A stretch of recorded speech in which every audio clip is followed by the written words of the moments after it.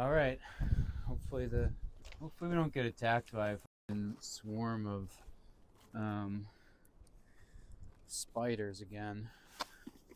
I think they were just daddy long legs last time, right? Yeah. Okay. All right. Let's get into it, Lucas. Today, everyone, we're talking about the Ginkgo Biloba, the oldest extant plant species on the Earth. Is that what you found it to be? I didn't find that. Oh wait, no, fact, it's not. It's actually second most. It's the oldest. It's the oldest living tree species. What's the oldest? The oldest living plant is moss. Oh, okay. Yeah, moss. But Ginkgo biloba trees, there's extinct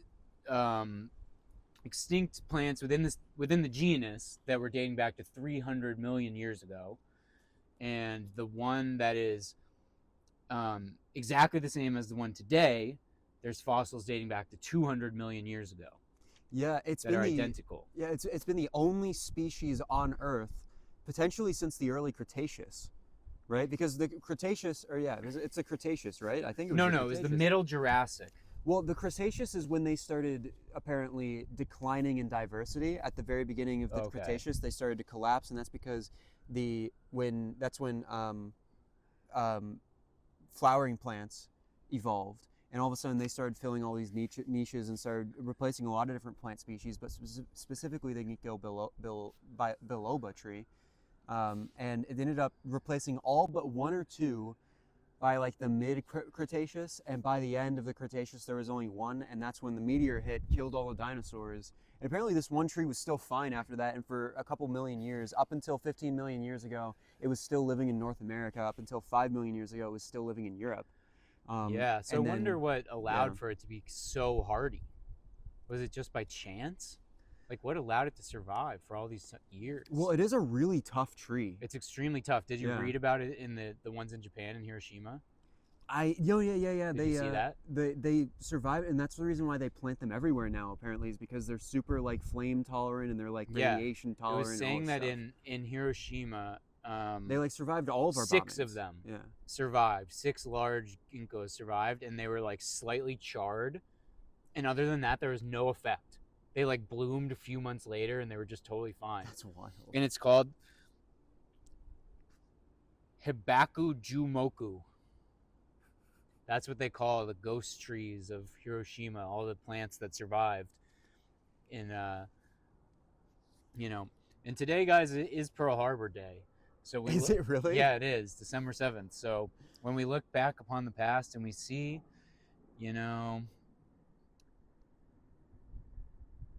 all of the mistakes that we made in that war. Yeah. All of the horrible things we did. I was just saying when the horrible bomb went off, or that's what I was just thinking, at least these trees survived. But then I was thinking, well, those dickheads did fucking bomb our shit up at Pearl Harbor. Well, we kind of made them do that. We kind of forced them into that situation.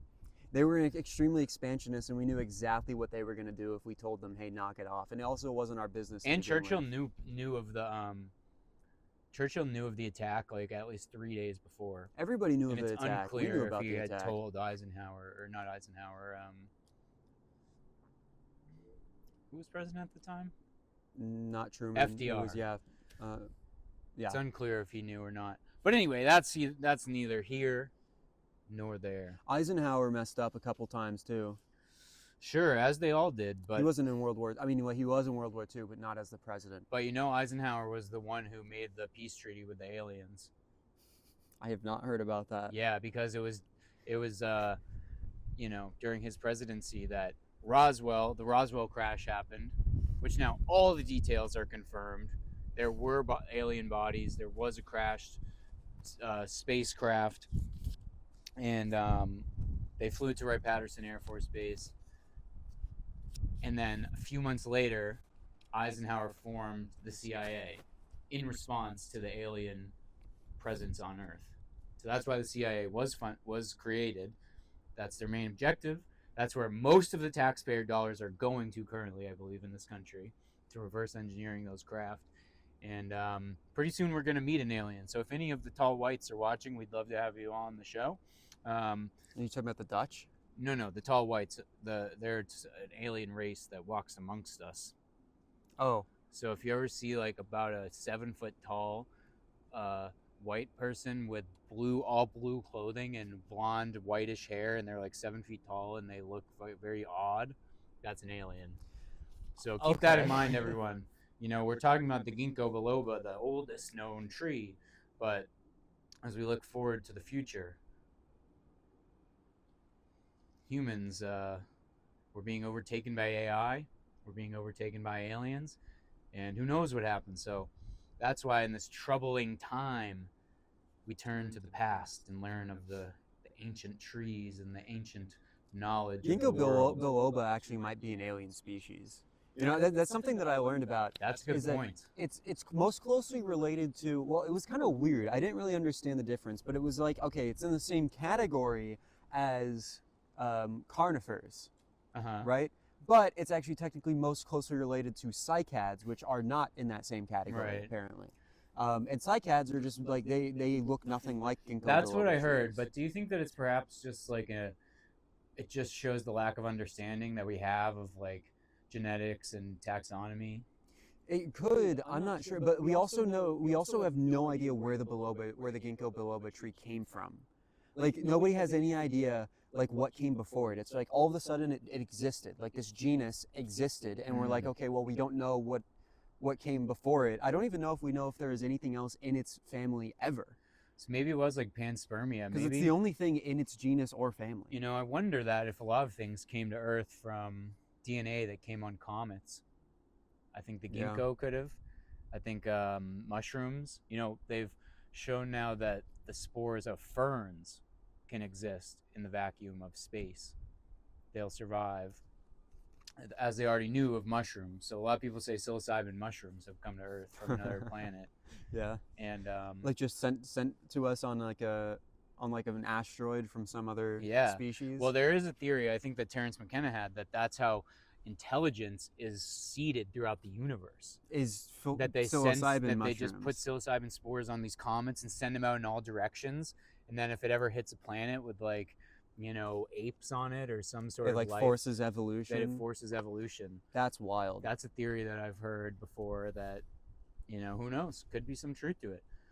But also octopus is similar to the ginkgo, where there's like kind of it's not like any other species. It just seems to have evolved on its own and evolved like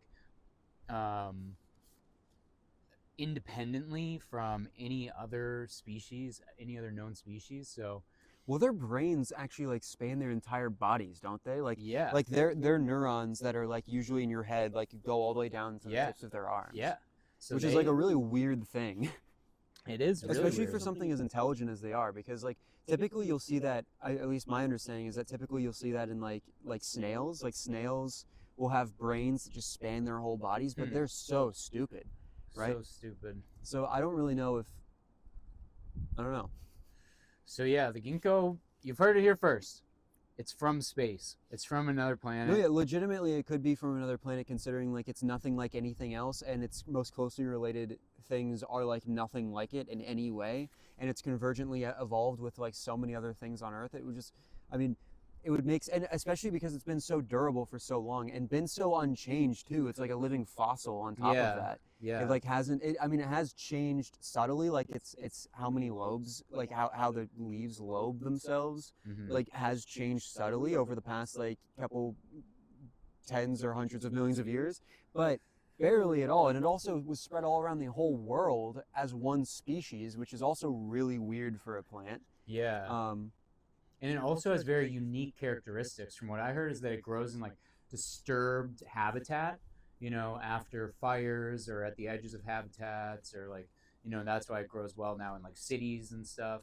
Yeah, it's extremely pollution tolerant. But it has very strange characteristics that normally plants that grow in these disturbed areas that are very prolific and grow throughout large areas over large amounts of time, they have small seeds that germinate quickly and the plants grow very quickly. Yeah, but these don't do that. But these don't. They have very like large seeds and they grow very slowly. Yeah, and that's So that's it's the reason odd. why they thought they were going to go extinct. Like why they thought it was likely that they would go extinct if just left as a natural like wild plant, is because the seeds when they fall and they start to grow, they're growing in these disturbed environments where they need sunlight, but they also need water. So they're growing in environments where other fast-growing plants would shade it out, but it's a slow-growing plant, and so it would get shaded out so quickly. So it's like it doesn't make any sense that it would have even survived as long as it did. That's Considering, what, yeah, that's what I was thinking too when I was researching it. It's like it doesn't make any sense. There's real no explanation. it seems for like a really stupid why plant. it's the oldest extant plant, like or tree. Like it doesn't seem to add up. So again, similar to the human species, it doesn't really add up. Why are we so different from everything else? Another weird thing is its sperm is moves like it's a swim. It has swimming sperm. Really? Yes. The only other thing that has that is cycads. Its sperm Really? actually swims. No, yeah. So it'll never have heard like a about pollen, a little piece of pollen Uh-huh. that'll like fly through the air. It's like wind pollinated, and then it'll land on some like flower or something, and then the flower will develop its fruit, and it'll develop the nut, and the pollen will have like two sperms on it, and they will go into the and they'll be in the nut, and then they'll go in and they'll swim into the like that tiny little distance for some reason, and then fertilize them. So sometimes That's these crazy. seeds will have twins. Sometimes Wow. seeds from these plants will have twins. One seed, two plants. Because there are two swimming sperm in there and it attaching to like two of the like ovum or whatever in there, which that doesn't happen for like other plants. That's like a ridiculous thing Seems to similar happen. to how humans exist.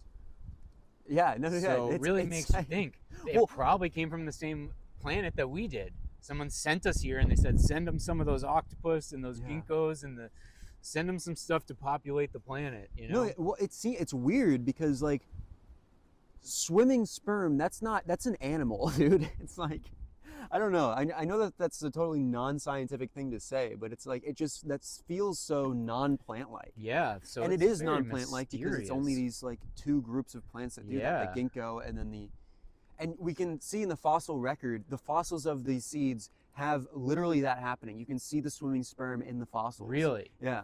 That's crazy. And so this has been something that has happened just throughout the history of ginkgos. It's just always done this. It's not something weird that has just happened recently. It's like So it doesn't really add up to me. How did they survive for hundreds of millions of years? How did they evolve these strange characteristics? why are they so stupid? Why do they? Yeah. It doesn't make any sense. So I'm starting to think that Earth is not maybe quite as isolated as people think. Maybe there are some native species to Earth, and there's a lot of things on Earth that are not native to Earth. Yeah. And I think probably us is one of them. Well, maybe life itself, maybe the reason why we can't tell that the difference between them genetically is because life itself is not from Earth. It's not. And so when we find weird like genetic aberrations, we're like, okay, well, it's still technically related to all these other things. So it must still be from Earth, but it's not from Earth. It actually evolved for like 100 million years somewhere else, or 200 million. Maybe it's from Mars. Yeah. Could be from Mars. No, honestly. I do think maybe humans came from Mars, actually. Because Mars would have been Earth-like before Earth was Earth-like. Right. Yeah, and for a very long time. Not Yeah. long enough to develop. It wouldn't be on Earth timescale. It would not have been long enough to develop land plants. It would have just been long enough to develop like, not even really ocean life, like maybe photosynthesis, but it would all still be basic life. So I don't know. Maybe not from Mars. Well, maybe life is from Mars, but maybe not Ginkgo bilobas. How do you know this? I don't know because it's just because of the amount of time that we think that Mars was Earth-like, like with a liquid ocean Who knows, though? and an active mantle. It may not have evolved there either. It's directed panspermia. Could be it could be directed panspermia. Who knows? It could have been come from Proxima Centauri. Good of her Zeta Reticuli. Yeah. Yeah, maybe Zeta Reticuli, bro. Very interesting. So, all right. I thought we were going to talk about, just the basic facts, but here we've really made a breakthrough discovery. Yeah. Humans are not from Earth.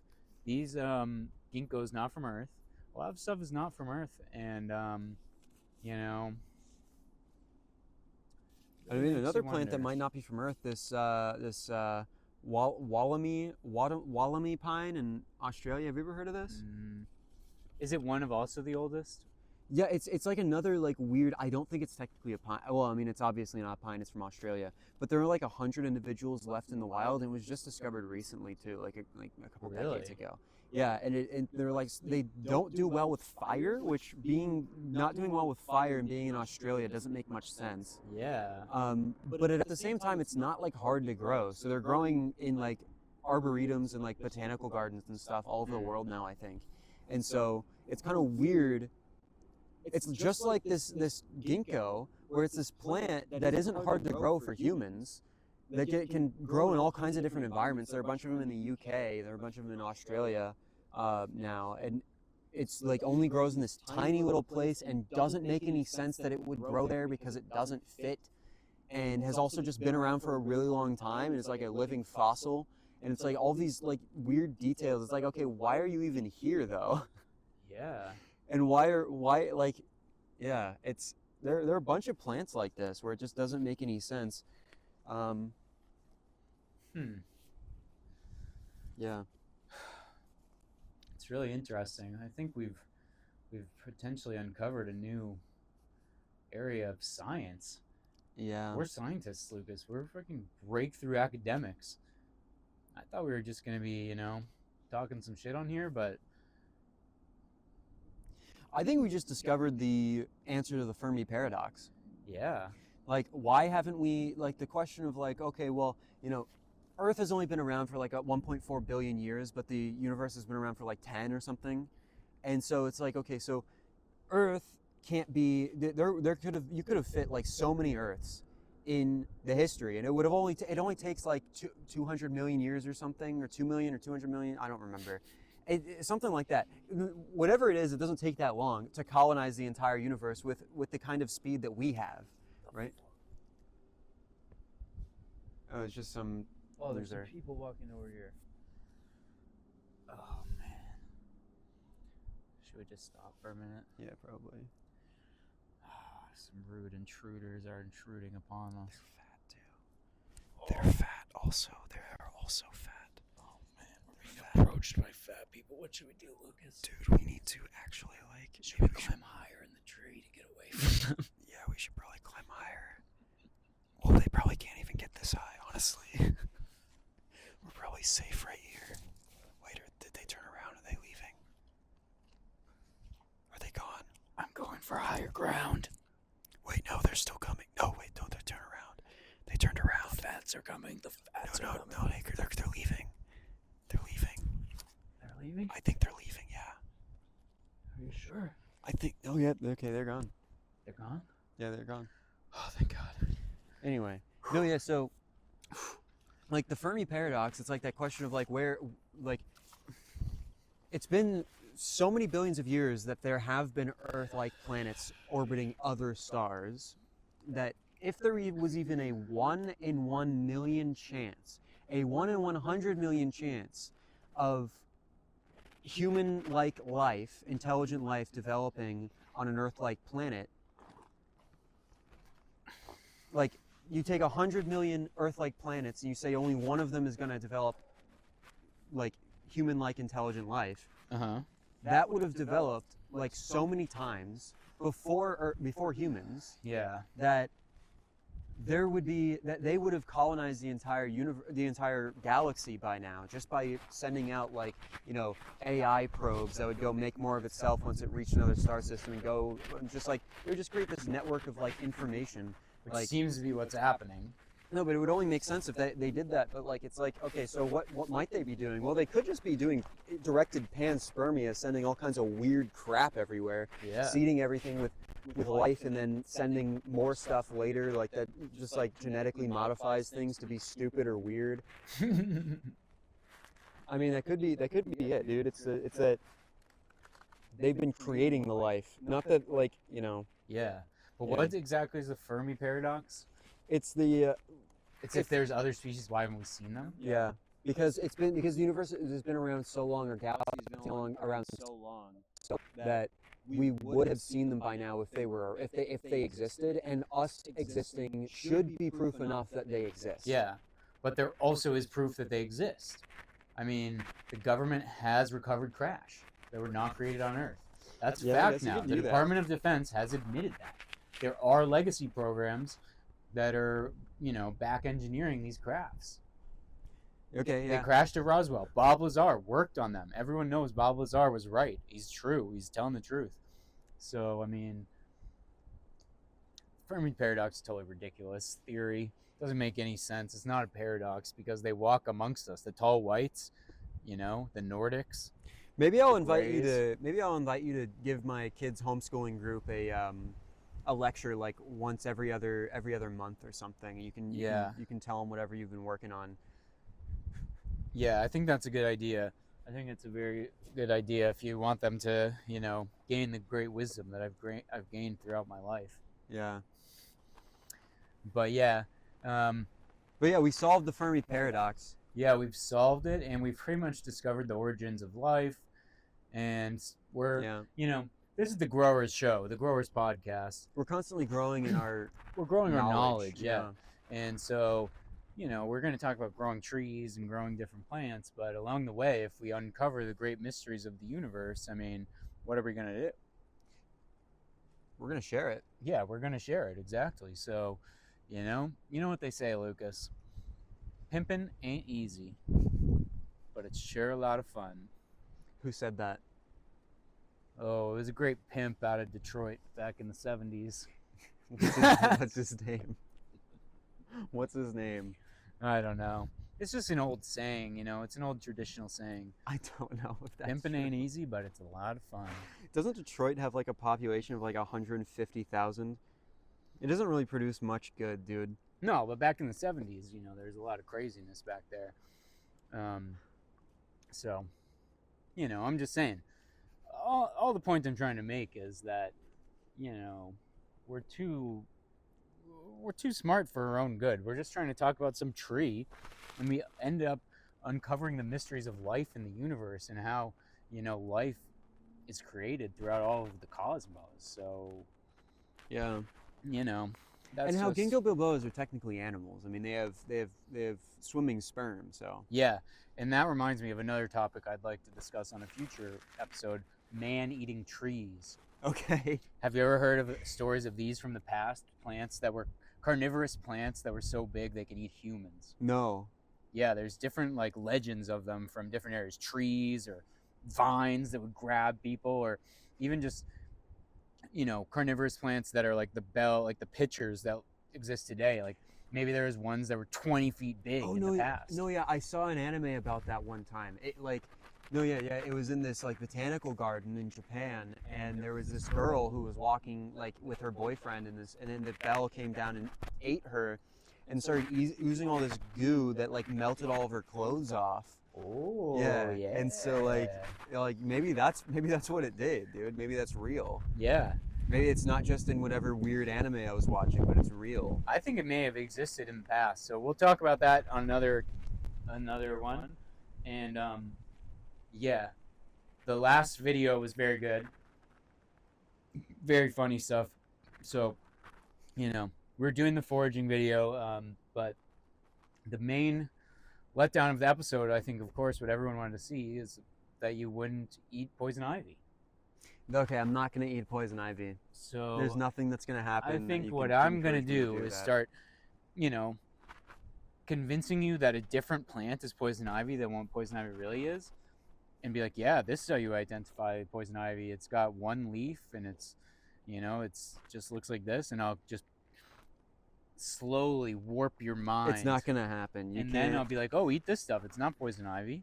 And then you'll eat it. And then we'll see what happens. Although I have heard that eating poison ivy, you eat little tiny bites of it, you'll eventually gain immunity. Or your throat will swell closed and you'll die. Yeah. I think that's probably the more But again, likely. we're uncovering the great mystery, so we'll risk it. Lucas will risk it for you guys, for the YouTube viewers. Lucas will put his life on the line, and that's our guarantee. Right, Lucas? I Yes, I mean, maybe sometimes. All right, fine. We won't do that. But anyways, do we have more to discuss about the ginkgo? It's well, one interesting thing. Well, a couple more interesting things I want to note is that the uh, fruit or the seeds, they smell like vomit. Mm-hmm. In that it's been seen the seeds being dispersed by dogs who are attracted to the seeds because they smell like vomit. Truly. And one botanist, I was reading his theory on this, and he was suspecting that they evolved that smell because it attracted dinosaurs to eat them back in the day, and that's how the seeds were spread, was through dinosaurs eating them. You know what? That's actually really cool because they couldn't have evolved to smell like that for dogs. What do you mean? Because there weren't dogs. Oh, because it's so old. Yeah, They couldn't have done that for like Yeah. almost any mammals probably. I mean, maybe So- like little ones, but So that's one theory. The seeds were spread through dinosaurs, and the scent, the terrible, terrible scent, is that's what appealed to dinosaurs back in the day. So that's pretty crazy. And the other thing is the medicinal use of the Ginkgo biloba, which there's a long history of its use in China, dating back like 1,000 years at least. But in China, they would mainly use the seed for medicinal uses, and that in America, it's common supplement, you'll see, and they mainly use extract from the leaves. So it seems that the Chinese have duped us once again, and they kept their knowledge to themselves. And we're like, yeah, it's a good plant. Yeah, just use the leaves. It'll totally work. those dang Chinese, man. Yeah, so they tricked us. So Apparently here, the seeds taste pretty good though. yeah, they are eaten some places. Yeah, I heard they like roast them fried a lot, up or yeah. roasted or whatever. So maybe we'll try some.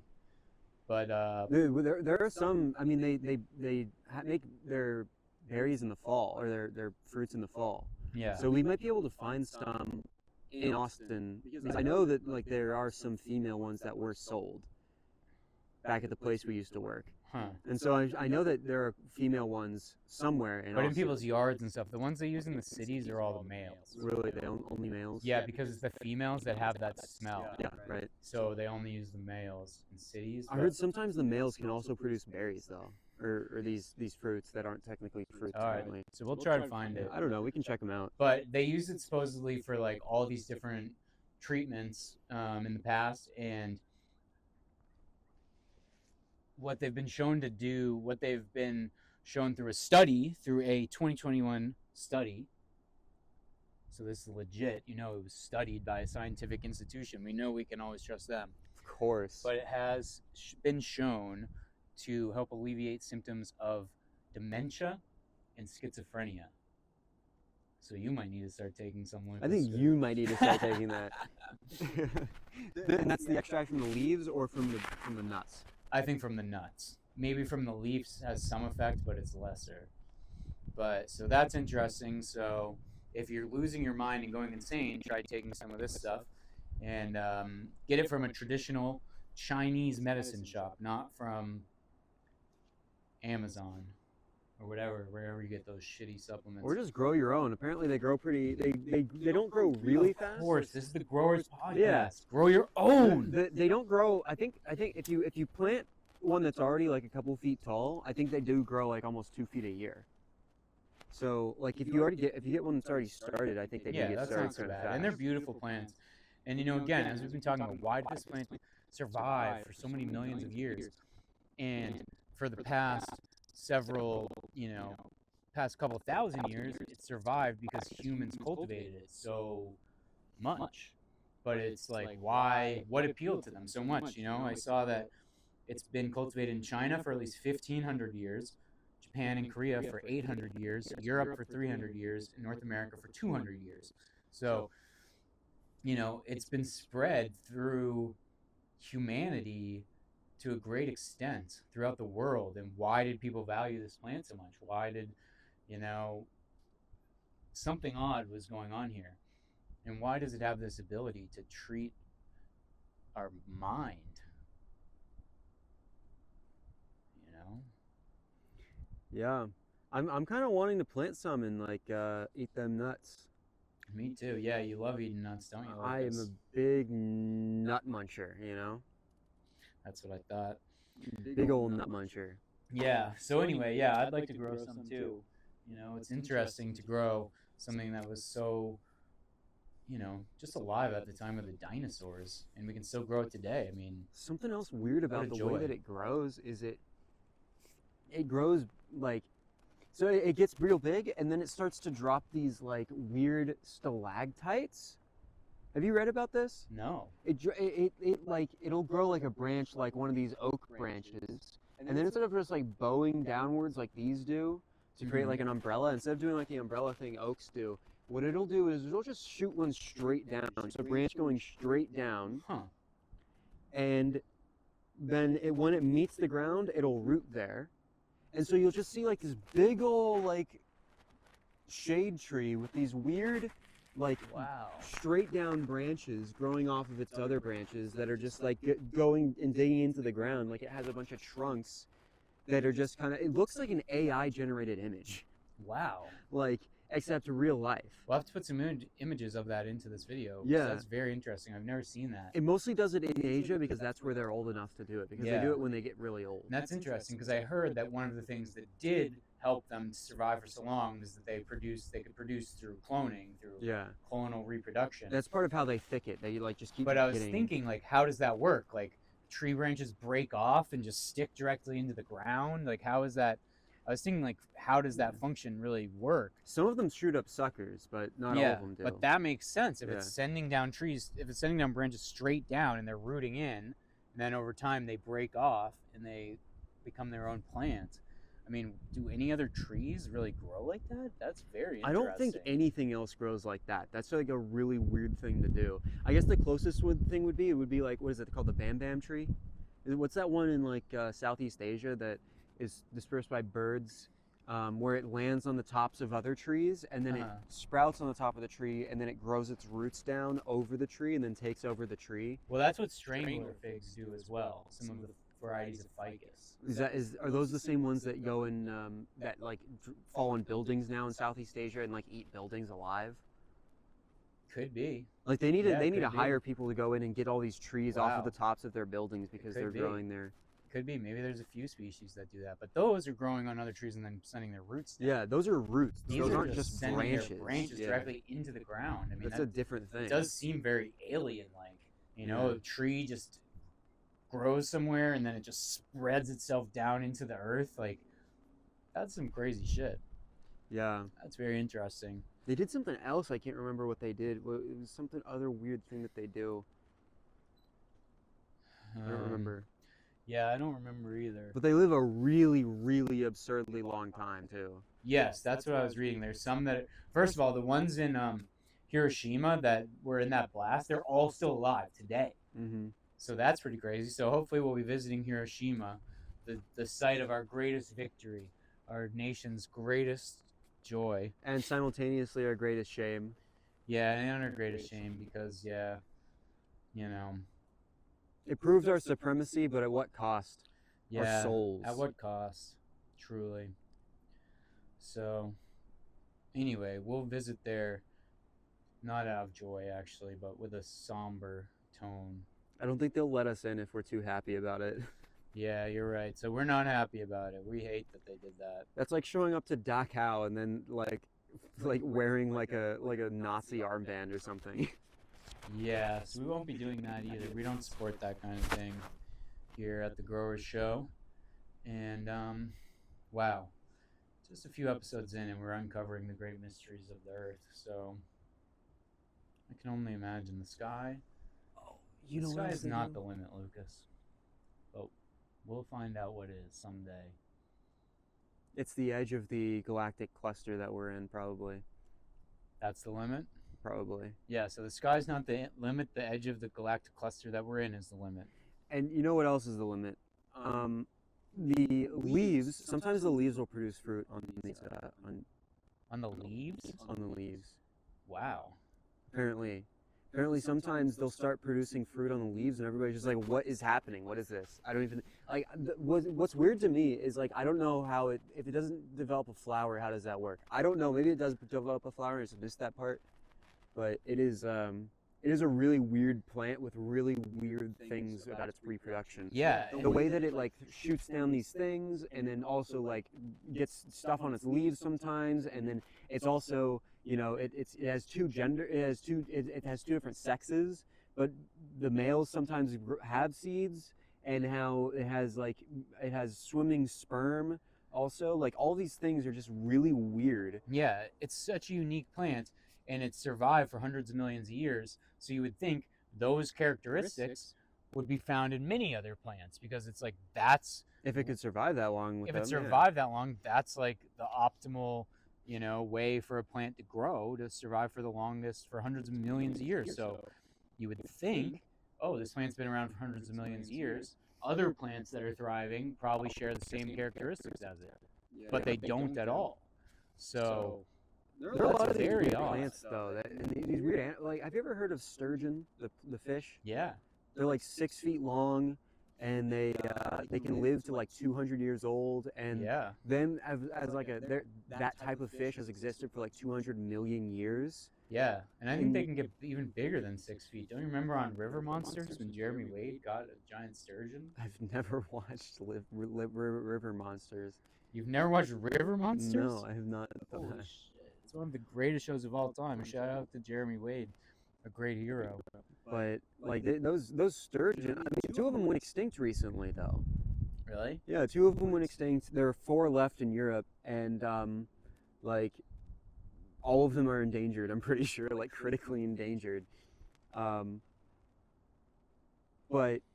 it's like there are a lot of weird animals and plants and stuff that are going extinct right now that have been around for a really long time that just don't seem like they fit anymore, because they look like they act like aliens.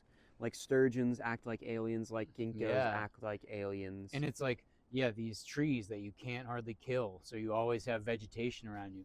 These giant fish that will provide dozens and dozens of people with food. It's almost as if we were sent here, our DNA, those were sent here. It's like, all right, we got to send these. It's like if they're doing panspermia, they're not going to just send the DNA of us. Let's send them some plants and animals that will help them survive. It's a whole starter package. They send us a starter package. Flora and fauna. And then, as soon as we start to reach close to AI, it's like, all right, they don't need these things anymore. They've made it to the next level. So all those plants and things start dying. So if the ginkgo, if it goes extinct soon, or maybe they all just become like, they become things that we take care of, right? Instead of just dying out, it's like, okay, well, as we develop the ability to, like, as a planet, all take care, like all individually take care of these specific species, we start doing that. We start treating them as pets. We start making them street trees in our cities, and then one day, when we develop the ability to do the same thing, we start pansperming. We start pansperming with the same stuff, with the same starter packages. yeah. Wow. That could be possible. That could be possible. That So could be what they did. They could have just sent us and this like little package to only like their local group of stars, and then each of those stars send it to their local groups of stars, and on and on and on and on until we end up colonizing the entire universe. And so you know what we should do, Lucas? One of the goals of this podcast, we should try to raise enough money that we can build our own rocket, and we'll send the care package out. We'll be doing the directed panspermia. We'll send our personal DNA out. We'll send what plants and animals we think should be out. And then pretty soon our ancestors will be living on some weird planet somewhere else. Yeah, I've fantasized about that, sending my sending my offspring to Proxima Centauri. Yeah, so if you're viewing this show from another planet other than Earth, shout out to you. Welcome to you. Thanks for viewing us. Hopefully you're related to us, because they might have, in other worlds, they might know time travel. So maybe we've done this in the past. We've done this in the future, but they're watching us in the past. Yeah. So our children might be on another planet right now watching our show live. Yeah. Or our ancestors, our ancient ancestors. Yeah. Yeah. So wow, shout out to all of our family watching us from throughout the galaxy. We are Holy shit, Lucas. We are really just blazing through the mysteries of the universe and of our existence. We've discovered a lot on this episode. Figuring it all out. So, I think also, I'm sorry that I never made it to church with you because I was nearly struck down. I was nearly struck down by a moving vehicle, and then I called Lucas and said I was going to go to church with him, and then I never showed up because I forgot about it. But I still will go with you. Maybe. Because now I'm thinking that we're discovering all these plans and stuff. Maybe we should also start our own church. I was thinking about starting my own political party. Maybe it could become a church. Yeah. Anyways, just basically, we're here to grow and learn, and to learn about growing plants, but to learn about growing our minds as well. And, in time, we will conquer the earth as well, and the galaxy, and we're going to have our DNA. We're going to do the panspermia whole plan. And so, we've got big things planned. But I wonder if Elon Musk is secretly doing the panspermia already with his rockets. I bet he is, because he loves having all those kids and stuff. I bet he's on top of the rocket ship and letting it fly to the space. Dude. I don't know, man. I don't know. You don't think Elon is jumping off onto the rockets before they blast off? I would believe a lot coming from Elon. Dude. I bet he is doing that. And if I was him, I'd do the same thing. So respect. Mad respect, dog. Mad respect, dog. Yeah. I mean, not necessarily to Elon. This guy comes here and he pretends to be an American. He exploits our people. He exploits our natural resources. He exploits our economy. Whoa. And goes like, no, this is what America's about. You don't know what America's about. You're a foreigner, dude. Yeah, you don't know about America. What the fuck do you know? Yeah, you're just some business guy. You're just some smart guy. Go take your smart guy business somewhere else, dude. Yeah, take it somewhere else. This is America. This is America. Yeah, we do American things here. Yeah, we drink Bud Light here. Well, no, because because Bud Light is trans. No, Budweiser is the official sponsor of the UFC. They're the greatest beer company of all. No, but Bud Light is trans. Didn't you hear about that Dylan Mulvaney Yeah, thing? but that's old news, dude. Now they came back. They're the sponsor of the UFC, the greatest company that the country has ever known. TKO Group Holdings, my favorite company of all time. I try not to forgive. Whatever. We don't care about that. I'm just saying. I don't drink beer anyway. forgot about that stuff. I'm just saying, America. This is America. We're eating fried chicken here. Yeah. We're drinking a couple of Budweisers, maybe. Yeah. We're smoking a couple of American spirits. Yeah, and we're smoking a couple of blunts. We're eating cobbler. We're eating peach cobbler. We're eating squirrel stew. Yeah, squirrel stew. This is America, Elon. What do you know about squirrel stew? We're open carrying. What do you know about eating a raccoon, a dirty old raccoon from atop a treetop? What do you know about coon hunting? What do you know about coon hunting? Yeah, what you know about coon hunting, Elon? What you even think you know about that? You're shooting a couple of squirrels down with a rifle out of the tree, having to send out a pack of dogs to go up there and get them. God damn. What do you know about duck hunting? Yeah, duck hunting down in Louisiana. Yeah. You can duck hunt here too. Yeah, so you'll catch us doing a duck hunting episode pretty soon. Yeah. And, we know about America. That's just what we're saying. We know. What do you know about Mayhaw jelly? Yeah, what do you know about Mayhaw? What other American stuff is there? Peach cobbler. Yeah, we peach touched pie. on the cobblers. Apple pie. Yep. Hamburgers, hot dogs. Oh yeah. Preach. Fried chicken, of course, the greatest of all our commodities here. Orange chicken. That's American. Fortune cookies. Tex-Mex.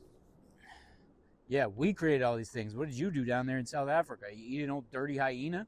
Well, I mean, they've got stuff in South Africa. They've got fried hyena. Whatever it is, it's not ours, and whatever stew. Ours is, isn't theirs. Yeah.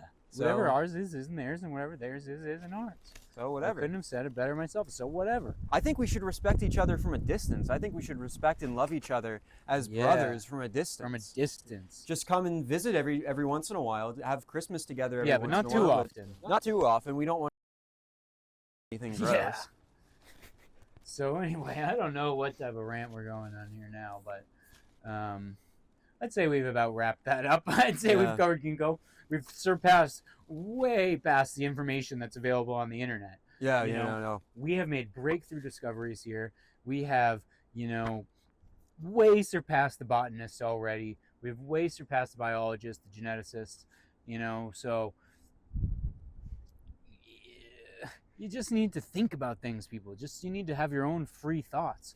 You don't need to go to some university to learn the bullshit that they're going to teach you, because it's all basically not true. I'm going to UT right now. I'm not learning anything. Yeah, I learned more from watching YouTube videos than I ever learned from all the time I was in college.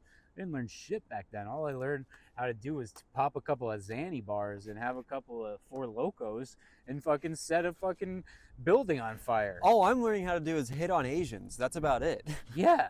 All we learned how to do was grind them down with a pipe cleaner thing, a pipe fitter, and snort them. That's what they taught me when I was in college in Pennsylvania. So It's wild. yeah. It's a wild thing to learn from college. Dude. Yeah, so that's all I learned about. That sounds like something that you would absolutely not learn in college and would learn as a homeless person. Yeah, but this is America. This is what you learn here when you go to college. You learn about some bullshit, some bullshit. So watch YouTube. You learn all the knowledge from YouTube. Shout out to the CEO of YouTube. We love you. That's our boss, basically. Susan We love Wojcicki. you. No, it's some Indian guy, I thought. Oh. It's not Susan Wojcicki anymore? I don't know. But anyway, we love you, YouTube. We love you, all the people of the earth. I love female CEOs. All the people of America. All the people of South Africa. We love you. All the people of Especially of South Africa. Macedonia. We love you. All the people in Vietnam. We love you. We're sorry about all that stuff that happened. We're Korea. Sorry. Korea, we love you. Japan. North Korea, we love you. We're sorry, We Japan. love you. Russia, we love you. England, we love you. Canada, we love you. Mexico, we Kazakhstan. love you. Argentina, we love you. And we especially love the people from the underwater sea base in the Bermuda Triangle. From Agartha. We love you guys. And we also love the birds and the trees and the grass and the dirt. And we love Canadians. all of the earth. Canadians. Our Canadian brothers. Yes, Tom Green. Shout out to Tom Green. Rhodesians. Rhodesians, we love the Rhodesians. And New Zealanders, Australians. New Zealand, shout out to City Kickboxing, Auckland, New Zealand. And those of you from St. Helena, yes, we love St. you. Helena, we love you. We love the Sicilians and the olive oil you're producing. Those of you in American Samoa, we love you. We love you. Shout out to you. We, Inhabitants of Guam, Guam, very fine institution. We love the Icelandic people. Puerto Ricans. We love the Norwegians and the Puerto Ricans. We love the Colombians, the Peruvians, the Chinese, the Venezuelans, the Venezuelans, the Colombians. Did you say the Colombians? Congolese, the Egyptians, The Mexicans, even. and the New Mexicans and the old Mexicans, the people from Arizona, people from Maine up in Bangor, and who else do we love? The Yoopers. We love the Yoopers. Yeah, whoever the hell those people They're are. We people love from you. the Upper Peninsula. Oh yeah. You know how it goes. We know all about that. We know how it goes. So that's it, everyone, for today. We love you all very much. We've uncovered some of the greatest mysteries of the universe, and we'll be back next week with even more wisdom and knowledge to share with you. Thank you, my people. Love you all. Say you love them, Lucas. Love. Love. Farewell. Oh. Oh. Oh.